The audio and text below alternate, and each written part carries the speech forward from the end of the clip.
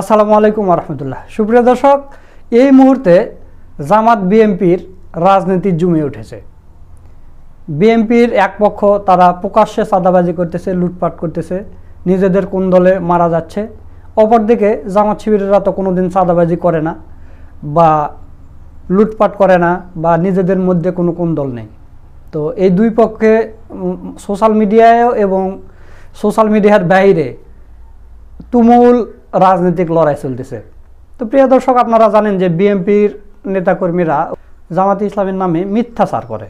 মানে বিএনপির নেতাকর্মীরা যেখানে দেখা যাচ্ছে যে দাড়িওয়ালা কেউ কোনো লুটপাট করেছে, যেমন গত কয়েকদিন আগে দেখলেন যে একজন জিরা ব্যবসায়ী না জিরা কিছু আটকে দিয়েছিল, 1 টাক জিরা আটকে দিয়েছিল বিএনপির নেতা, ওর দাড়ি ছিল। তো সেখানে মনে করেন যে ওরা ওখানে যুবদল বা বিএনপির নাম কেটে দিয়ে জামাতের নাম দিয়েছে। মানে যারা দাঁড়ি থাকে তাদেরকে এইভাবে মিথ্যাচার করছে। ওদের তো কোনো নিউজ নেই, সব নিউজ তো মানে নিজেদের বিরুদ্ধে, জামাতের বিরুদ্ধে কোনো নিউজ নেই এরকম।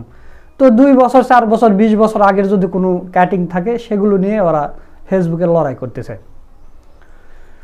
তো প্রিয় দর্শক, আপনারা জানেন যে মিজানুর রহমান আজহারীকেও এরা কটাক্ষ করেছে এবং মিজানুর রহমান আজহারের বিরোধিতা করতেছে। তো এটা যে তাদের নিজের পায়ে নিজে কুড়াল মারা, সেটা তারা বুঝতে পারতেছে না, কারণ দেশের অধিকাংশ যুবকেরাই মিজানুর রহমান আজহারীকে সাপোর্ট করে। মিজানুর রহমান আজহারী যদি এদের বিরুদ্ধে প্রকাশ্যে কথা বলতে লাগে তাহলে কি হবে আপনারা বুঝতেই পারতেছেন। তো মিজানুর রহমান আজহারী তো এক কথা বলেছে যে একদল খেয়ে গেছে আর একজন খাওয়ার জন্য রেডি হয়ে আছে, একদল খাইছে আর একদল খাওয়ার জন্য রেডি হয়ে আছে।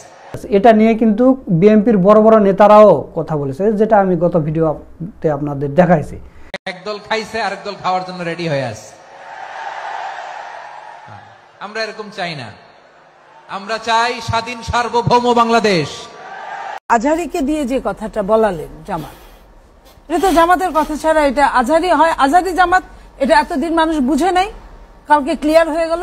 মিজানুর রহমান আজহারী তিনি টাকার বিনিময়ে তার বিভিন্ন অঞ্চলে গিয়ে তিনি ওয়াজ করেন, ভালো কথা, কিন্তু টাকার বিনিময়ে আপনি একটি দলকে হেয় প্রতিপন্ন করবেন, একটি দলের পক্ষে আপনি সাফাই গাবেন, এইটা তো বাংলাদেশের মানুষ আপনার কাছ থেকে আশা করে নাই। বিএনপি নাকি চাঁদাবাজি করে, বিএনপি নাকি দখলবাজি করে, বিএনপি নাকি ওই যে কে যেন আজহার নাকি মাঝহার একজন আছে, আগে ওরা খাইছে এখন এরা খেতে চায় না, কি বলছেন? আমি ভোট করতে পারলাম না, তাহলে কি ছিটছেন আপনার ক্ষমতায় বসে? কোন দলকে নির্বাচিত করা মানে ক্ষমতায় বসানোর জন্য আমরা আসি না, কি ছিটতে আসছেন? ভারতকে এত ছোট করে ভেবেন না। এক চাঁদাবাজকে উৎখাত করে আর এক চাঁদাবাজকে, এই সমস্ত কথা যখন বলেন কাদেরকে উদ্দেশ্য করে বলেন? ধর্ম ব্যবসায়ীরা কিন্তু ধর্মভীরু নয়। একদল খেয়ে গিয়েছে আর একদল খাওয়ার জন্য নাকি বসে রয়েছে। কেউ যদি বলতে চায় আমরা খাবার জন্য অপেক্ষায় রয়েছি, তারা বোকার স্বর্গে বাস করছে। এখন আপনারা ইতিপূর্বে খেতে পেরেছেন কিনা সেটা নিয়ে হয়তোবা আপনাদের কোনো ক্ষোভ থাকতে পারে যে আপনারা কোনোদিন রাষ্ট্র ক্ষমতায় যেতে পারেন নাই, রাষ্ট্র ক্ষমতায় যেতে পারবেনও না। ইসলামিক দলের একজন নেতা তারা ইসলামী ব্যাংকে নাকি দখল করে নাই বলছে। ইসলামী ব্যাংক তো দখল করা ইতিমধ্যে হয়ে গেছে। আপনারা দখলের নামে আবার কোনো কিছু হলেই বিএনপি চাঁদাবাজি করছে, দখলদারি করছে। আরে ভাই, আপনি এসব প্রমাণ করে দেখান যে বিএনপি কোথাও চাঁদাবাজি বা দখলদারি করছে। তো এই একই কথা কিন্তু নুরুল হক নুরও বলেছে। নুরুল হক নুরের বিরুদ্ধে কোনো এদের প্রতিবাদ নেই, কোনো কথা নেই, কিচ্ছু নেই। আপনারা একটু শোনেন। এখন নির্বাচন হয় নাই, 2 বছর আগে কোন নির্বাচন নাই দেশে। কারণ কি আপনারা মনে করেন কি রাতারাতি নির্বাচন দিলে সব ভালো হয়ে যাবে? পরিবর্তন হয়ে যাবে? একদল খাইছে আরেক দল খাওয়ার জন্য রেডি আছে, একদল খাইছে আরেক দল খাওয়ার জন্য রেডি আছে। তো দর্শক, আপনারা নুরুল হক নুরের মুখে শুনলেন, তিনি কিন্তু একই কথাই বলেছে, কিন্তু নুরুল হক নুরের বিরুদ্ধে কোনো কথা আছে, এরা একটা পোস্টও দেয়নি, কিন্তু আজহারের বিরুদ্ধে দিয়েছে। কি কারণে দিয়েছে সেটা আপনারা বুঝতেই পারছেন। তো প্রিয় দর্শক, বর্তমানে যে বিএনপি জামাতের ভিতর রাজনীতি জমে উঠেছে, এই বিষয় নিয়ে গুরুত্বপূর্ণ কিছু কথা বলেছেন আমাদের বড় ভাই মোহাম্মদ সোলাইমান। তো চলুন আমরা তার ভিডিওটা একটু দেখে আসি। জামাত ইসলামের আমির সহ বিভিন্ন পর্যায়ের জামাত নেতারা বিএনপিকে একের পর এক কঠিন বার্তা দিয়েই যাচ্ছেন। এবং এই সময় রাজনীতি হওয়া উচিত এটাই। বিএনপিকে মানে বিএনপির চাঁদাবাজির বিরুদ্ধে, লুটপাটের বিরুদ্ধে, সন্ত্রাসের বিরুদ্ধে, এবং বিএনপির অন্তর্কন্দলে যে সাধারণ মানুষ নিহত হয় তার বিরুদ্ধেও আমাদেরকে মুখ খুলতে হবে, দেশকে বাঁচাতে হবে। আমিরে জামাত মাইক হাতে পাওয়া মানেই চাঁদাবাজির বিরুদ্ধে বলবেনই, কারণ এই মুহূর্তে সবচেয়ে বড় সমস্যা চাঁদাবাজি। অতএব আর চাঁদাবাজি মানেই বিএনপি, এটা যে কেউ বোঝে। বিএনপির বিরুদ্ধে বার্তা দিয়ে যাচ্ছে। নুরুল ইসলাম বুলবুল বলেছেন, এইসব ফাজলামি বন্ধ না করলে চাঁদাবাজ বিএনপি নেতাদের তালিকা আমরা ছেড়ে দিব, তখন জনরোষে পড়বেন। আমিরে জামাত স্পষ্ট করে বলেছেন, চাঁদাবাজ দখল মুক্ত বাংলাদেশ গড়তে চাই। এর মানে চাঁদাবাজ দখলদারদের বিরুদ্ধে জামাত ইসলামীর লড়াই শুরু হয়েছে। জামাত ইসলামী কি শুধু ক্ষমতায় গিয়ে প্রশাসনিক পদক্ষেপের মাধ্যমে এই চাঁদাবাজদের উৎখাত করবে? শুধু এটা নয়, সামাজিক ভাবে এই চাঁদাবাজদের বিরুদ্ধে প্রতিরোধ গড়ে তুলতে হবে। শুধু প্রশাসনের পক্ষে এটা সম্ভব নয়। অতএব জামাত ইসলামীর নেতারা যে বার্তা দিয়ে যাচ্ছেন বিএনপির এই চাঁদাবাজদের বিরুদ্ধে, যেখানেই চাঁদাবাজি দেখবেন, আপনার কাছে যদি কেউ চাঁদা চায়, আপনি বৈষম্যবিরোধী ছাত্র আন্দোলন, নাগরিক কমিটির, জামাত শিবিরের নেতাদের খবর দিবেন। তারপরে জনগণ এসে চাঁদাবাজকে ঘেরাও করে পেটাবে, চাঁদাবাজকে রশি দিয়ে বেঁধে থানায় দিয়ে আসবে।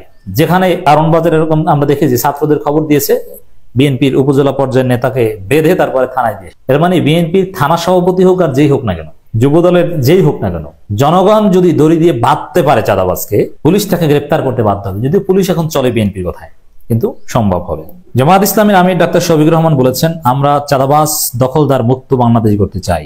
বলবেন তার প্রমাণ কি? আপনারা যে পারবেন, তার প্রমাণ হচ্ছে আমাদের দলীয় কর্মীরা চাঁদাবাজি করে না, দখলবাজিও করে না। এখন আরেকটু প্রমাণ দিতে হবে যে চাঁদাবাজদেরকে জামাত উত্তম মাধ্যম দিতে পারে, চাঁদাবাজদেরকে বেঁধে খাম্বার সাথে আটকে রাখতে পারে, তারপরে পুলিশের কাছে দিয়ে দিতে পারে। ছাত্ররা যে প্রমাণ অলরেডি দিয়েছে, জামাতকে এখন এরকম 2-4টা প্রমাণ দিতে হবে, তাহলে পারবেন। দর্শক, জামাত নেতারা যেখানেই মাইক পাচ্ছেন, কথা বলছেন, সেখানেই চাঁদাবাজের বিরুদ্ধে ক্রমাগত কথা বলে যাচ্ছেন। জামাতের আমির বলেন, নারী পুরুষের ব্যবধান এনে আমাদের বলে জামাত ইসলামী ক্ষমতায় আসলে দেশের মানুষ বিপদে পড়বে। মহিলারা মায়ের জাতি, আমরা তাদের মায়ের মতো সম্মান করি।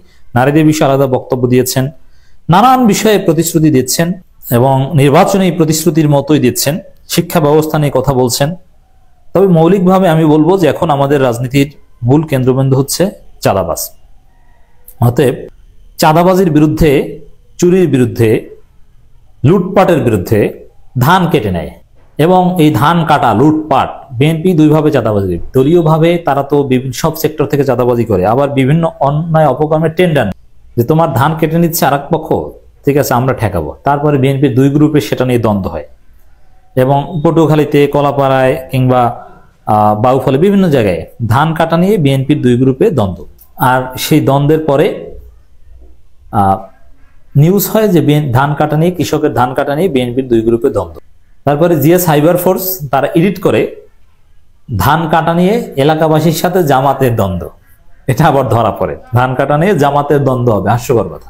আবার বিএনপির নেতার নেতৃত্বে লোকজন গিয়ে কৃষকের গরু নিয়ে আসে, ছাগল নিয়ে আসে, ছাত্রদল নেতারা ছাগল চুরি করে। এই হচ্ছে তাদের স্ট্যাটাস বর্তমানে। অতএব দর্শক, জামাতের আমির সহ বিভিন্ন নেতারা বিভিন্ন জায়গায় বিএনপির বিরুদ্ধে কঠিন বার্তায় দিয়ে যাচ্ছেন।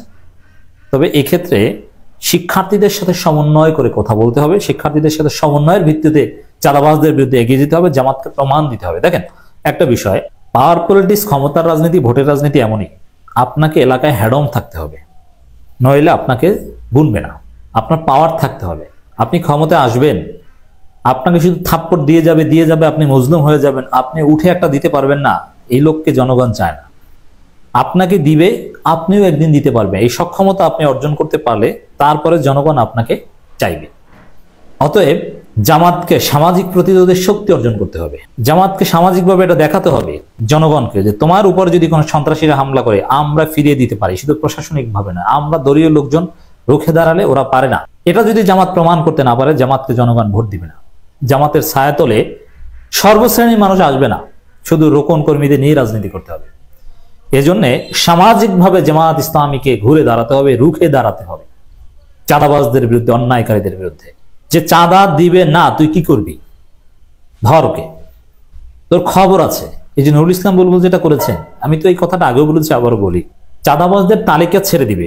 জামাতের বিরুদ্ধে বললে ছেড়ে দিবে, আর জামাতের বিরুদ্ধে না বললে ছেড়ে দিবেন এটা না। চাঁদাবাজদের তালিকা ছেড়ে দিতেই হবে, তাদেরকে ঠেকাতেই হবে, জামাতের বিরুদ্ধে বলুক বা না বলুক, কারণ তারা চাঁদাবাজ। এটাই হচ্ছে জামাতের বিরোধিতা, এর চাইতে অন্য জামাত বিরোধিতা দরকার নেই। অতএব চাঁদাবাজদের বিরুদ্ধে আমাদের সোচ্চার হতে হবে, রাজপথে নামতে হবে, সক্রিয় হতে হবে, যুদ্ধ করতে হবে। দর্শক, আপনারা সোলাইমান ভাইয়ের ভিডিওটা দেখলেন, তো সব মিলে আজকের এই ভিডিওটা কেমন লেগেছে, যদি ভালো লাগে ভিডিওটা শেয়ার করবেন, লাইক করবেন। আজকের ভিডিও এই পর্যন্তই। সকলকে ধন্যবাদ। আসসালামু আলাইকুম ওয়া রাহমাতুল্লাহ।